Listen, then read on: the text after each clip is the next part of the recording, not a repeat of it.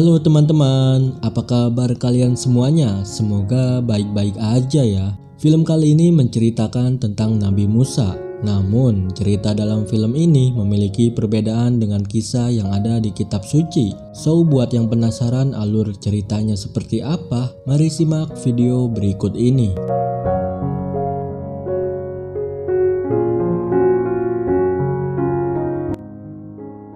Pada 1300 Masehi, film dibuka dengan diperlihatkannya kaum Ibrani yang menjadi budak selama 400 tahun. Walaupun mereka diperbudak untuk membangun kota serta patung di Mesir, mereka tidak pernah lupa kepada Tuhannya, dan tentunya Tuhan tidak melupakan mereka.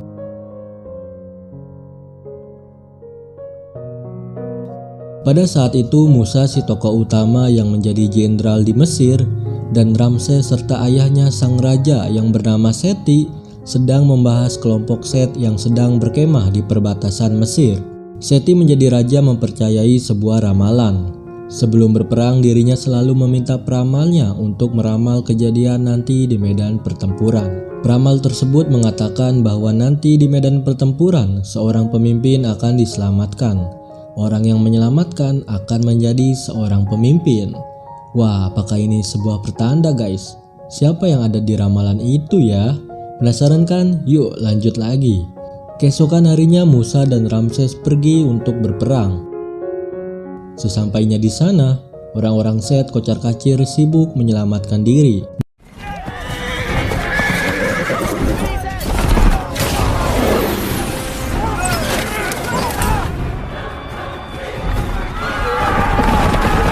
Namun, saat Ramses terlalu fokus menyerang, dia melakukan kesalahan yang membuat dirinya terjatuh. Hampir saja dirinya terbunuh. Untungnya ada Musa yang menyelamatkannya menggunakan sebuah tombak.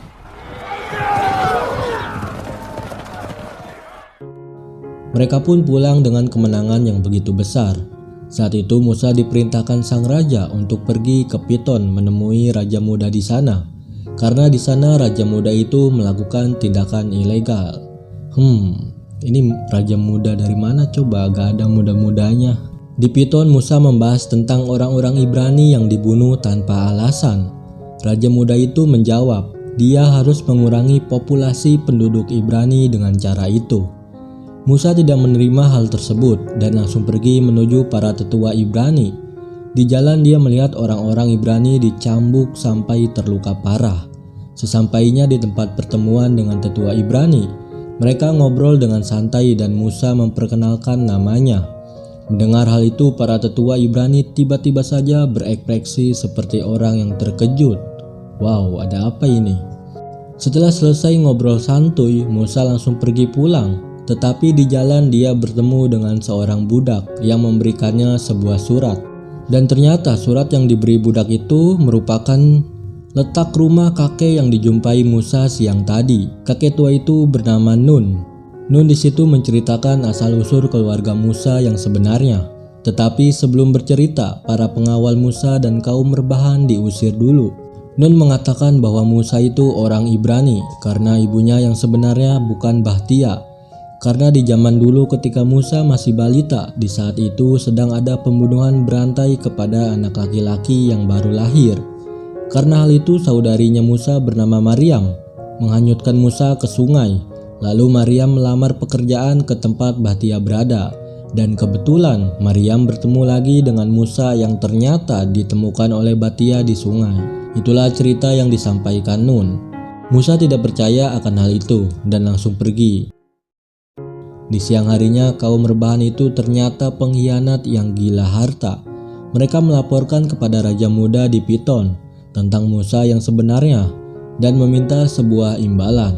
Bukannya dapat imbalan, mereka malah dibunuh aja tuh sama si raja muda.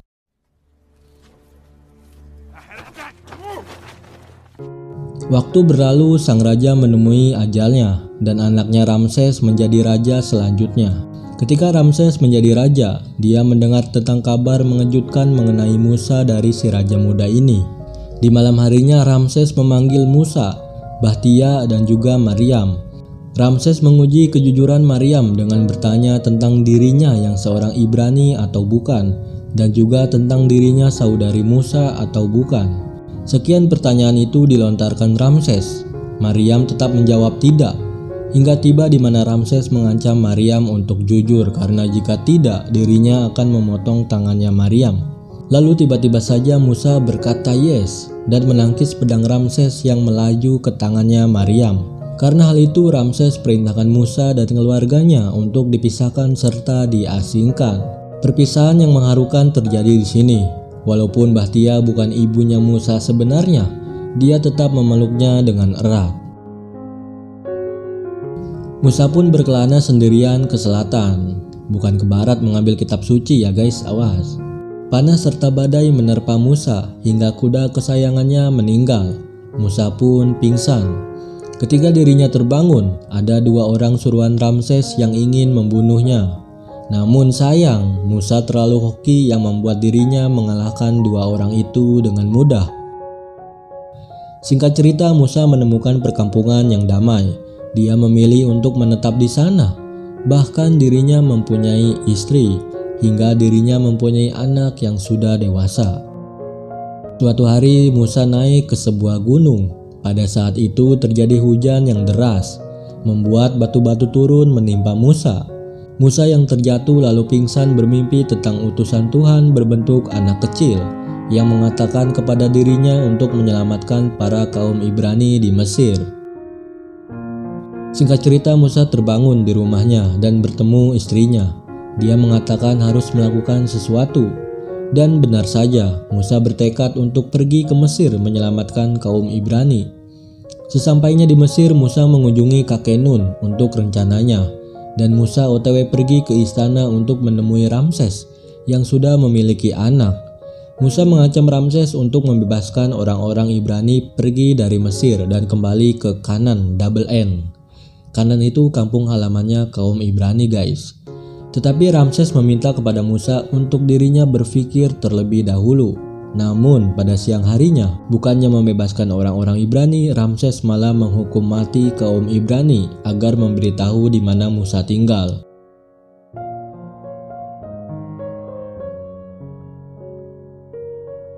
Hari terus berlalu, korban orang-orang Ibrani pun semakin bertambah. Di sisi lain, Musa melatih orang-orang Ibrani agar bisa bertarung. Hingga waktunya tiba, Musa dan kaum Ibrani melancarkan penyerangannya dengan membuat orang-orang Mesir kelaparan. Mereka menyerang pengiriman makanan serta membakar stok makanan kaum Mesir.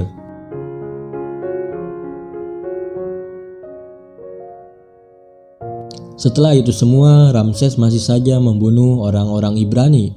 Musa pun bertemu dengan utusan Tuhan itu dan dia mengatakan untuk menyaksikan saja karena kali ini Tuhan yang akan bertindak. Dan benar saja, para buaya berdatang memakan orang Mesir yang ada di air, membuat air itu penuh dengan darah. Lalu muncul ribuan katak yang masuk ke pemukiman bahkan masuk ke istana. Setelah itu muncul ribuan lalat yang membuat semua orang Mesir serta Ramses sendiri mendapatkan luka-luka di mukanya. Tak hanya itu, muncul ribuan serangga yang memakan bahan pokok makanan kaum Mesir sampai habis. Di saat inilah keadaan Mesir sangat terpuruk, semua warganya kelaparan, sedangkan Ramses tidak bisa apa-apa. Di sisi lain, Musa bertemu lagi dengan utusan Tuhan itu. Dia berkata untuk tidak terlalu kejam memberikan hukuman kepada mereka karena Musa merasa kasihan terhadap rakyat Mesir yang terkena dampaknya. Namun utusan Tuhan itu memberikan hukuman terakhir yang begitu kejam dan juga memberitahu Musa untuk menyembelih kambing. Wah, untuk apa ini nyembelih kambing? Musa OTW ke istana bertemu dengan Ramses dan mengatakan untuk membebaskan kaum Ibrani. Karena jika tidak, si Ramses ini akan menyesal. Tak mau mendengarkan perkataan Musa. Hukuman terakhir itu pun dimulai. Namun sebelum itu orang-orang Ibrani bergotong royong menyembelih kambing. Dalam sekejap langit-langit menjadi gelap dan dalam hitungan detik semua balita orang Mesir meninggal. Ramses pun bersedih dengan kematian putranya. Namun balita kaum Ibrani tidak ada yang meninggal satupun. Setelah kejadian itu semua, Ramses membebaskan orang-orang Ibrani. Dengan bahagia Musa dan kaum Ibrani pergi ke Kanan. Namun sialnya, ternyata Ramses dan pasukannya OTW mengikuti Musa untuk membasmi kaum Ibrani. Tak pikir panjang, Musa mengambil jalur yang tak pernah dilewatinya agar Ramses tidak menemukannya. Namun sayang, mereka terjebak dengan laut di hadapannya. Terpaksa mereka harus menginap dulu di sana untuk berpikir caranya kabur. Bersamaan dengan kesalnya Musa yang tidak bisa berbuat apa-apa, dan dia melemparkan pedangnya ke laut itu. Keajaiban pun datang. Di pagi hari Musa melihat laut yang semakin surut, bahkan dirinya melihat pedangnya itu. Ketika Ramses dan kawan-kawannya sudah hampir sampai, mereka langsung berjalan melewati jalur laut yang sudah surut itu. Lalu Musa dan lainnya berlari karena Ramses dan pasukannya sudah berada di sana. Lagi-lagi Musa mendapatkan kehokian. Air laut yang tadinya surut kembali membanjiri Ramses dan pasukannya.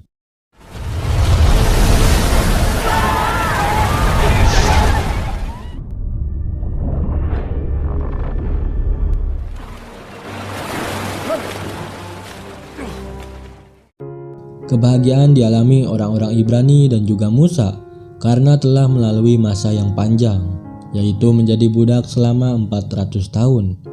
Musa pun kembali bertemu istri serta anaknya.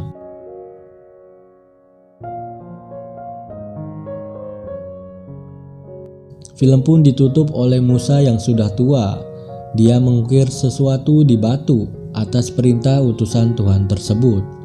Itulah cerita menarik dari film Exodus of God.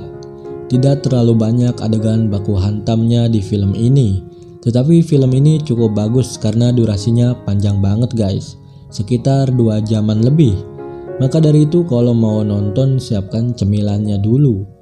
Oke, untuk sekian kalinya Mimin undur diri dulu. Sampai jumpa di video selanjutnya.